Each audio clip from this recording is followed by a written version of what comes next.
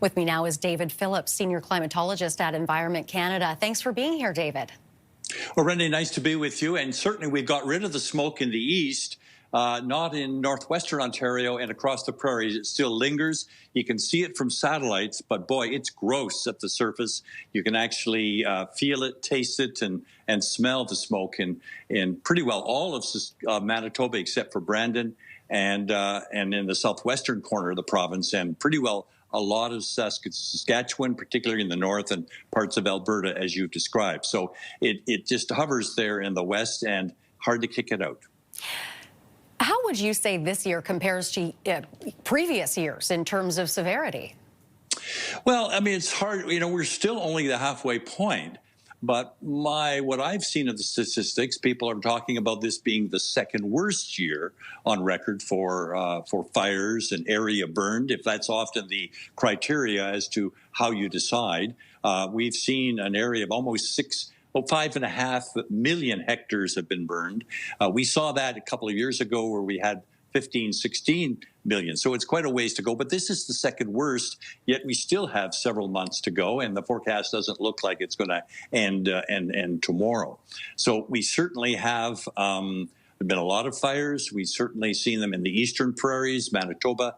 Right now, there's 127 fires burning, and almost 2/3 of them, Renee, are out of control. I mean, it's hard to put these out.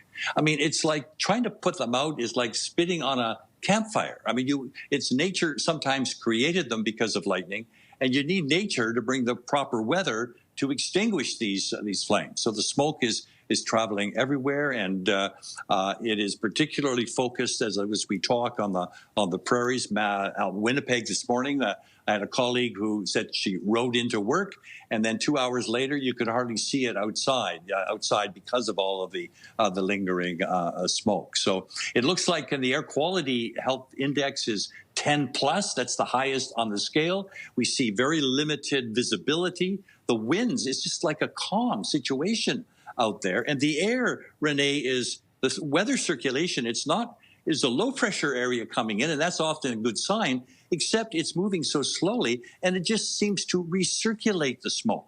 So you're being fumigated with the smoke, and then it wraps around again, and when you think it's clearing up, you get another dose of it. So very unhealthy, and but as I say, it's the halfway point of summer, and it's going to be the story, I think, of the summer, is this relentless kind of fires and smoke and the health effects it's having on Canadians. Yes, very unhealthy, and certainly it is a summer to take precautions and in some cases limit time outdoors. David, we'll have to leave it there. Thank you very much for being here with us today. That is David Phillips, senior climatologist at Environment Canada. Thank you, Renee.